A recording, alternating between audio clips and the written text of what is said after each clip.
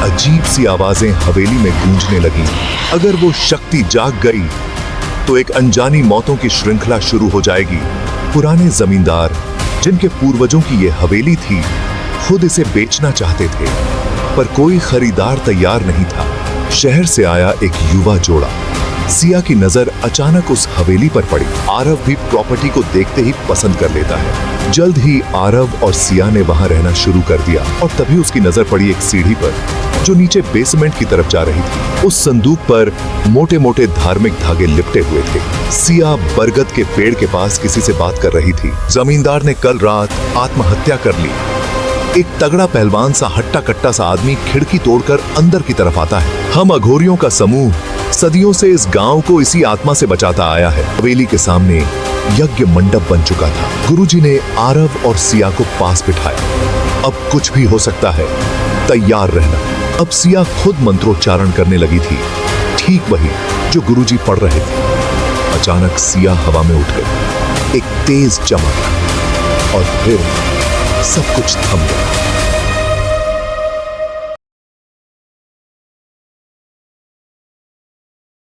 कुछ कहानियां कभी नहीं मरती, वो वक्त की परतों में दबी रहती हैं।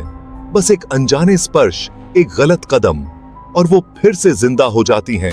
भारत की पवित्र भूमि पर, जहां रियासतों का वैभव कभी आसमान से बातें करता था, वहीं कुछ खंडहर ऐसे भी हैं जो अब भी सांस लेते हैं। जहां पत्थरों में प्रार्थना नहीं, चीखें बंद होती हैं। कहा जाता है, हर शाप में एक अधूरी कहानी छिपी होती है और हर आत्मा के पास कहने के लिए कुछ ना कुछ होता है। पर जो कहानियां अधूरी रह जाएं, वो खुद को पूरा करने वापस आती है, चाहे उसके लिए किसी और की जान क्यों न लेनी पड़े। आज हम आपको लेकर चल रहे हैं एक ऐसी ही कहानी की ओर। एक शापित विरासत, एक भूली हुई रानी और एक प्रेम जिसे अब परीक्षा से गुजरना होगा। ये सिर्फ एक हवेली की कहानी नहीं है, ये उस दरवाजे की कहानी है जो कभी खुलना नहीं चाहिए था। अब दरवाजा फिर से खुलने वाला है। क्या आप तैयार हैं?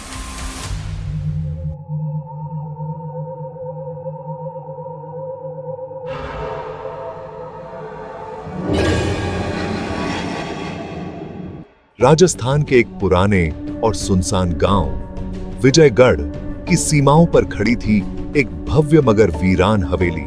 यह हवेली एक समय में शाही वैभव का प्रतीक थी। ऊंचे गुंबद, बारीक नक्काशीदार खंभे और संगमरमर की विशाल सीढ़ियां। पर अब बस एक सन्नाटा। यहाँ के गांव वालों के बीच एक कहावत प्रचलित है, उस हवेली के अंदर कुछ ऐसा है जो अगर एक बार बाहर आ गया तो विनाश निश्चित है। क्या है वो चीज, किसी को ठीक से नहीं पता। कुछ लोग कहते हैं, अगर वो शक्ति जाग गई तो एक अनजानी मौतों की श्रृंखला शुरू हो जाएगी जिसे कोई नहीं रोक पाएगा। सच क्या है, ये रहस्य आज तक किसी के पास नहीं। पुराने जमींदार, जिनके पूर्वजों की ये हवेली थी, खुद इसे बेचना चाहते थे, पर कोई खरीदार तैयार नहीं था। डर बहुत गहरा था। फिर एक दिन शहर से आया एक युवा जोड़ा, आरव और सिया, जो पुरानी हवेलियों को बहाल कर हेरिटेज होटलों में बदलने का व्यवसाय करते थे। इस बार वो दोनों राजस्थान की यात्रा पर थे। जब उनकी कार विजयगढ़ से गुजरी, सिया की नजर अचानक उस हवेली पर पड़ी। सिया आरव से कहती है, कितनी खूबसूरत हवेली है। आरव भी प्रॉपर्टी को देखते ही पसंद कर लेता है। सिया की आंखों में चमक थी, वो एंटीक चीजों और इतिहास की दीवानी थी। कुछ ही समय में उन्होंने जमींदार से मिलकर हवेली की डील फाइनल कर दी। इतनी बड़ी हवेली इतने कम में, आरव ने कहा। जमींदार बस मुस्कुराया, एक अधूरी सी मुस्कान के साथ। उसने हवेली की चाबी आरव के हाथ में दी और कहा, अब ये हवेली आपकी है। जल्द ही आरव और सिया ने वहां रहना शुरू कर दिया और रेस्टोरेशन का काम भी चालू हो गया। दिन बीतते गए, महल में हलचल आने लगी। मजदूर, कारीगर, आरव और सिया, सब कुछ नॉर्मल लगने लगा। पर एक दिन सब बदल गया। एक दिन आरव बाहर सप्लायर्स से मिलने गया था। हवेली में सिर्फ सिया थी। सिया हवेली के पुराने कमरों को एक्सप्लोर कर रही थी। दीवारों की कलाकृतियां, पुराने झूमर, फेडेड फर्नीचर, और तभी उसकी नजर पड़ी एक सीढ़ी पर जो नीचे बेसमेंट की तरफ जा रही थी।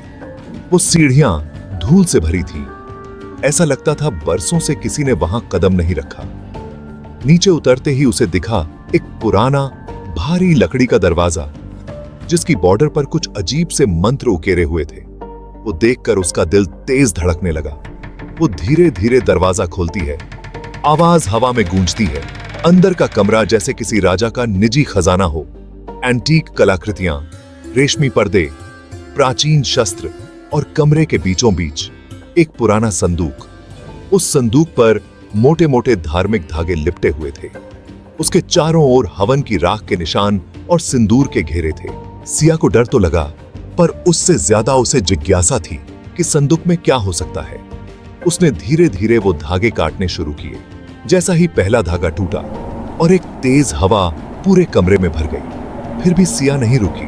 उसने संदूक खोला। जैसे ही संदूक खुला, एक एक अद्भुत रोशनी कमरे में फैल गई। कमरे की हर चीज चमकने लगी। दीवारों पर रखी मूर्तियां, झूमर, शीशे, यहां तक कि जमीन भी।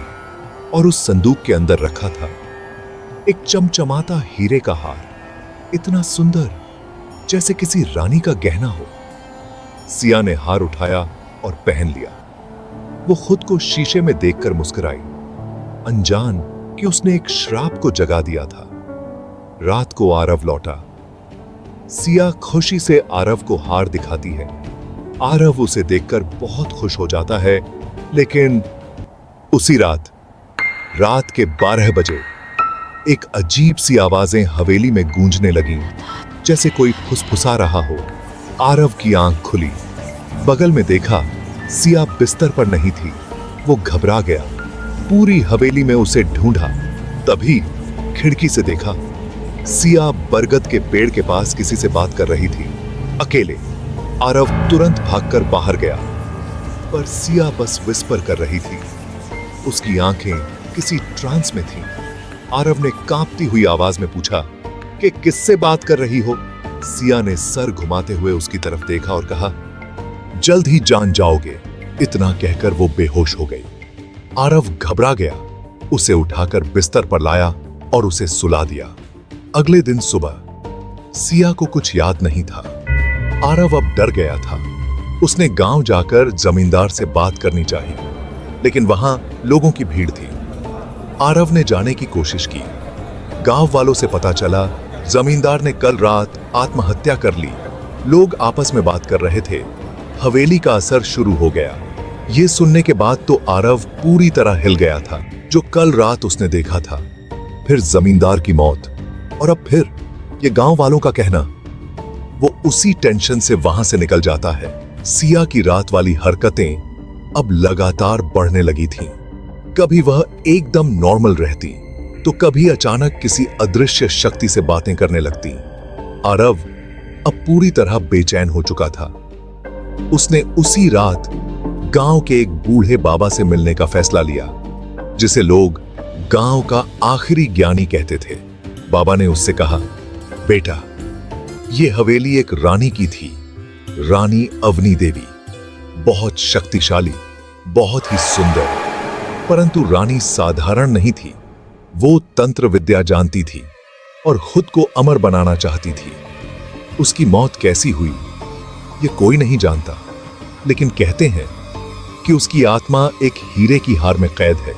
हमारे पूर्वजों ने अघोरियों की मदद से उस आत्मा को बंद किया था और उस संदूक को धार्मिक धागों से बांध दिया गया। हार उसके लिए सबसे ज्यादा अनमोल था। लेकिन अब जब तुम्हारी पत्नी ने वो संदूक खोल दिया है, हो सकता है वो आत्मा अब धीरे धीरे उसके शरीर पर कब्जा कर रही हो। आरव के चेहरे से जैसे खून उतर गया। आरव बाबा से पूछता है कि हमें क्या करना चाहिए। बाबा उसे कहते हैं कि एक ही रास्ता है, अघोरी साधना। मैं एक अघोरी को जानता हूं, विक्रम। वो पीढ़ियों से इस गांव की रक्षा करता आ रहा है। मैं उसे संदेश भेजता हूं, तुम सिया का ध्यान रखो। आरव इन सब बातों पर यकीन नहीं करता था, लेकिन पिछली रात जो उसने सिया की हालत देखी थी, उसने उसे थोड़ा परेशान कर दिया था। वो घर लौटा। घर आकर उसने देखा कि सिया बिल्कुल नॉर्मल है। उसके चेहरे पर रात की किसी भी घटना की कोई झलक नहीं थी। वो पूरी तरह अपने काम में बिजी थी। उसे नॉर्मल देखकर आरव को थोड़ी राहत महसूस हुई। कुछ देर बाद आरव डिनर के लिए बैठा। खाना खाते वक्त उसने सिया को जमींदार की मौत के बारे में बताया। ये सुनते ही सिया चौंक गई। ऐसे इंसान ने आत्महत्या क्यों की होगी? वो हैरान रह गई। बातचीत चल ही रही थी कि अचानक सिया बीच में से उठकर धीरे धीरे किचन की तरफ बढ़ती है, बिल्कुल वैसे ही बड़बड़ाते हुए जैसे वो पिछली रात कर रही थी। आरव बात करते हुए एकदम रुक गया। उसके चेहरे पर डर झलकने लगा। उसे एहसास हुआ कि सिया उससे नहीं बल्कि फिर से खुद से ही कुछ बातें कर रही है। आरव फौरन उठता है और सिया के कंधे को पकड़कर उसे हिलाता है। सिया ऐसे पलटती है जैसे किसी गहरे सदमे से अभी अभी बाहर आई हो। वो आरव को देखती है और उसे अपने बगल में देखकर चौंक जाती है। इस बार उसे भनक लग चुकी है कि उसके साथ कुछ गलत हो रहा है। आरव उसे देखकर थोड़ी देर शांत रहता है, फिर उसे बताता है कि वो कल रात से ऐसे अजीब बर्ताव कर रही है। पहले तो सिया इनकार कर देती है, लेकिन फिर डर और आरव को खोने की डर से वो रोने लगती है और उसे कसकर गले लगा लेती है।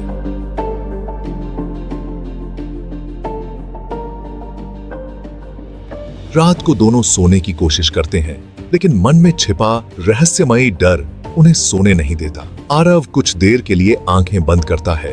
कुछ देर बाद हल्की आवाज से उसकी आंखें खुल जाती हैं और जो वो देखता है, वो देखने के बाद उसकी सांस जैसी थम जाती है। वो देखता है कि सिया उल्टी दीवार पर छत की तरफ उल्टी लटकी हुई है, सीधी उसके ऊपर। उसकी आंखें लाल हो चुकी हैं, बाल बिखरे हुए हैं, चेहरा पूरी तरह बदल चुका है। वो डरावनी मुस्कान के साथ आरव को देखकर घूर रही है। आरव तुरंत बिस्तर से उठता है और हॉल के दरवाजे की ओर दौड़ता है, लेकिन जैसे ही वह दरवाजे तक पहुंचता है, दरवाजा एकदम से बंद हो जाता है। वो दरवाजा खोलने की कोशिश करता है, लेकिन वो इतनी मजबूती से बंद है कि हिलता तक नहीं। सिया अब उसके पीछे खड़ी होती है। डरते हुए आरव उसका नाम लेकर उसे वापस लाने की कोशिश करता है, लेकिन सिया इस बार पूरी तरह से पोजेस थी। आरव उसका हाथ पकड़कर उसे शांत करने की कोशिश करता है, लेकिन अब वो पूरी तरह उस शक्ति के कब्जे में थी। जैसे ही आरव उसके करीब बढ़ता है, सिया बस अपने हाथों को ऊपर करके उसे जोर से धक्का देती है। वो भी उसे बिना छुए और आरव दीवार से जा टकराता है। वो जमीन पर गिर पड़ता है। आरव समझ नहीं पाता कि सिया के पास इतनी ज्यादा शक्ति आई कहां से। सिया फिर उसकी ओर बढ़ती है, जैसे फिर से हमला करने वाली हो, और इसे पहले कि सिया कुछ करे और आरव अपने आप को संभाल पाए, एक तगड़ा पहलवान सा हट्टा कट्टा सा आदमी खिड़की तोड़कर अंदर की तरफ आता है। दौड़कर सिया की तरफ भागता है। आरव, जो अब भी जमीन से उठने की कोशिश कर रहा था, उस आदमी को देखकर चौंक जाता है। जैसे ही वो अंदर आता है, सिया, जो अब पूरी तरह से किसी आत्मा के कब्जे में है, उसकी ओर मुड़ती है। वो आदमी एक नजर में अपने हाथ से कोई स्पिरिचुअल राख सिया के ऊपर फेंकता है। अगले ही पल सिया का शरीर कांपता है और वह जमीन पर बेहोश हो गिरती है। वो आदमी आरव को उठने में मदद करता है। आरव किसी तरह से अपने आप को संभालते हुए उठता है और दौड़कर सिया के पास जाता है और देखता है कि वो ठीक है या नहीं। दोनों मिलकर सिया को बेडरूम तक लाते हैं। वो अब भी बेहोश थी। वो व्यक्ति उसके माथे पर राख लगाता है और आरव से कहता है कि फिलहाल उसे आराम करने दो। आरव उसे धन्यवाद करता है और हैरानी से पूछता है, आप कौन हैं? वो आदमी आरव की तरफ देख के कहता है कि मेरा नाम विक्रम है और मैं एक अघोरी समूह से जुड़ा हूं। आरव उसे थोड़ी देर तक देखता है, फिर उसे गांव के उस बूढ़े बाबा की बात याद आती है जिन्होंने विक्रम के बारे में उससे कहा था, लेकिन विक्रम के कपड़े देखकर उसे थोड़ी शंका होती है। इसलिए आरव उसे फिर पूछता है कि आप अघोरी जैसे दिखते तो नहीं? मेरे ख्याल से अघोरी ऐसे कपड़े नहीं पहनते। विक्रम मुस्कुराकर कहता है, हर अघोरी को एक ही तरह के कपड़े पहनने की जरूरत नहीं होती। अघोरी होना एक ज्ञान है, एक आध्यात्मिक शिक्षा। इसका मतलब यह नहीं कि हम हर वक्त डरावना दिखें। आरव उनका धन्यवाद करता है और जानने की कोशिश करता है कि विक्रम को कैसे पता चला ये सब और वो अंदर कैसे आए। क्या वो हम पर नजर रख रहे थे? विक्रम सीधा कहता है, हां, मैं नजर रख रहा था, लेकिन आपकी सुरक्षा के लिए। आरव चौंकता है। विक्रम आगे कहता है, मुझे पता है कि तुम इन सब बातों पर यकीन नहीं करते, लेकिन तुम्हारी पत्नी पर एक बुरी आत्मा का कब्जा है, और वो आत्मा बेहद ताकतवर और अनियंत्रित है। हम अघोरियों का समूह सदियों से इस गांव को इसी आत्मा से बचाता आया है, हमारे पूर्वजों के समय से। आरव सुनकर स्तब्ध रह जाता है। वो पूछता है, बाकी अघोरी कहां हैं? विक्रम बताता है, हम सब महादेव के मंदिर के पीछे रहते हैं।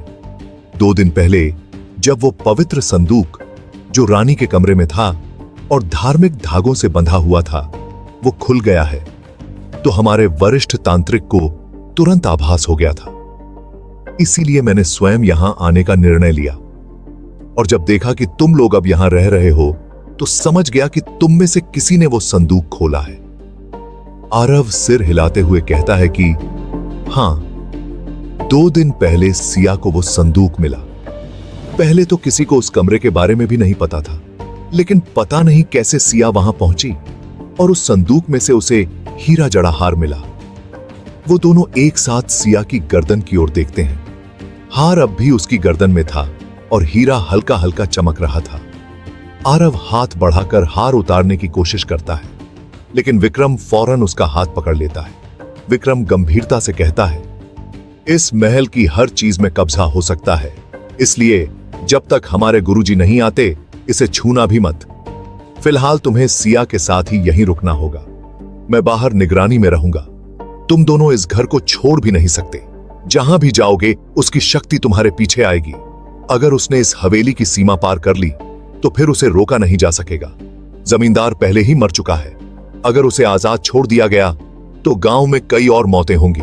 आरव ये सब सुन के डर जाता है और घबराकर पूछता है, अगर हम इस हवेली से बाहर भी नहीं जा सकते, तो क्या करें? पूरी जिंदगी यही खत्म कर दे? कोई समाधान तो होगा। विक्रम कहता है, शांत हो जाओ, हम तुम्हारी रक्षा करेंगे, लेकिन जब तक सिया पूरी तरह उस आत्मा के कब्जे में है, हम नहीं जानते क्या तबाही हो सकती है। डरो मत, मैं तुरंत हमारे गुरुजी को सूचित करता हूं, वो सुबह तक यहां पहुंच जाएंगे। विक्रम ने वहीं रात बिताई। एक चक्र बनाया, राख छिड़की, मंत्र बोले, जब तक हमारे गुरुजी नहीं आते, तब तक इसे बाहर मत ले जाना, और तुम दोनों हवेली से बाहर नहीं निकल सकते। आत्मा अब हवेली की सीमा से बाहर आ चुकी है। वो अगर पूरी तरह मुक्त हो गई, तो गांव तबाह हो जाएगा।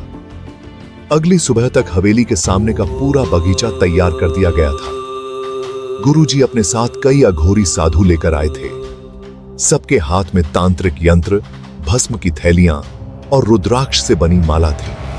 हवेली के सामने यज्ञ मंडप बन चुका था। बीच में एक विशाल हवन कुंड, चारों ओर मंत्रों की गूंज और वायुमंडल में एक घना रहस्य। गुरुजी ने आरव और सिया को पास बिठाया। अब कुछ भी हो सकता है, तैयार रहना। आरव ने सिया का हाथ थामा।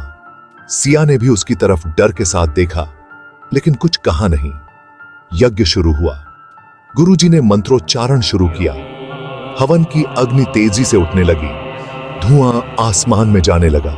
सब कुछ सामान्य लग रहा था, पर कुछ ही देर में हवा में फिर वही बेचैनी फैलने लगी।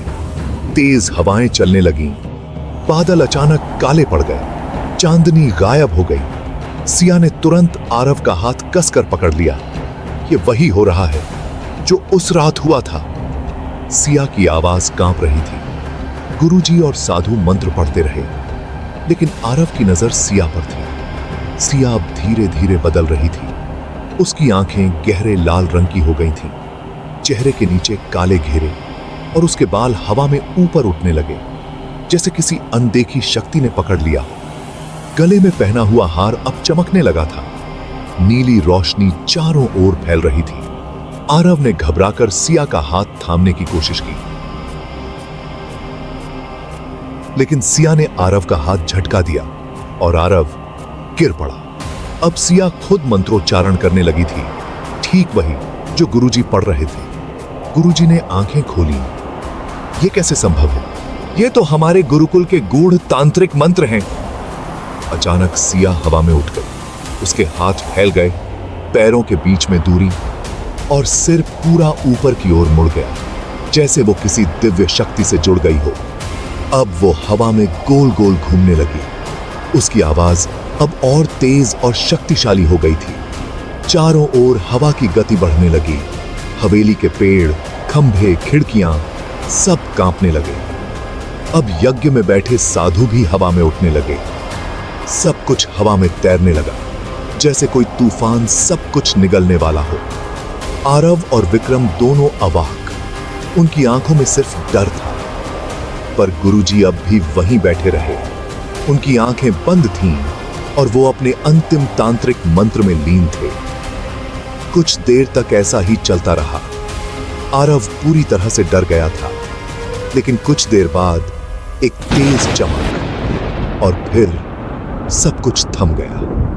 हवा रुक गई, बादल हट गए। हर साधु, हर वस्तु जो हवा में थी, जमीन पर गिर पड़ी।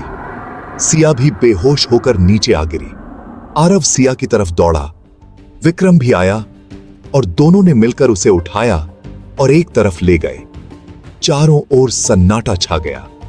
सभी साधु धीरे धीरे उठने लगे, कुछ चोटिल, कुछ घबराए हुए। गुरुजी अब भी स्थिर, पर उनकी आंखों में कंफ्यूजन था। ऐसा हमने कभी नहीं देखा, उन्होंने कहा। हमने आज तक सैकड़ों आत्माओं को शांत किया है, लेकिन आज ये कुछ और ही था। जिस आत्मा ने सिया को कब्जे में लिया, वो एक आत्मा नहीं थी। वो हमारी पूरी तांत्रिक प्रणाली जानती थी। उसके मंत्रों की फ्लुएंसी किसी जन्मों से प्रशिक्षित साधक की तरह थी। आरव टूट चुका था। वो गुरुजी के सामने गिर पड़ा। मेरी सिया को बचा लीजिए, मैं उसके बिना जी नहीं सकता। गुरुजी ने उसके सिर पर हाथ रखा। हम अपनी पूरी शक्ति लगाएंगे, पर सच्चाई ये है कि हम सब सिर्फ बाहरी सुरक्षा दे रहे थे। हमने कभी अंदर जाकर देखा ही नहीं कि ये आत्मा असल में कौन है और क्या चाहती है। हमारे पूर्वजों ने बस आत्मा को संदूक में बांधा था, पर असली रहस्य आज भी छिपा है। अगर हमें सिया को पूरी तरह मुक्त करना है, तो हमें अब हवेली की गहराइयों में उतरना होगा। पूरी रात इसी तरह से गुजर गई। सुबह हुई। सूरज की पहली किरणों के साथ हवेली में एक अजीब सी शांति थी। पंछी चहक रहे थे, पेड़ फिर से स्थिर थे, लेकिन हवेली के अंदर हर किसी के मन में उथल पुथल थी। सिया अब भी बेहोश थी। उसके माथे पर विक्रम ने राख का तिलक लगाया और धीरे धीरे उसकी सांसें स्थिर हुईं। गुरुजी चुपचाप बगीचे के एक कोने में बैठे सोच रहे थे। हमने आत्मा को बांधा था, पर नहीं जाना कि वो कौन है। वो सिर्फ रानी नहीं थी, शायद कोई और शक्ति थी, कोई ऐसी आत्मा जो जन्मों से मंत्रों को आत्मसात किए हुए थी। अगर वो कभी पूरी तरह मुक्त हो गई, तो इस गांव का कोई अस्तित्व नहीं बचेगा। गुरुजी ने विक्रम से कहा, हमें हवेली के अंदर गहराई में जाकर वो कमरे, वो संकेत, वो निशान खोजने होंगे जहां से ये सब शुरू हुआ था। अभी अंत नहीं हुआ, श्राप अभी बाकी है।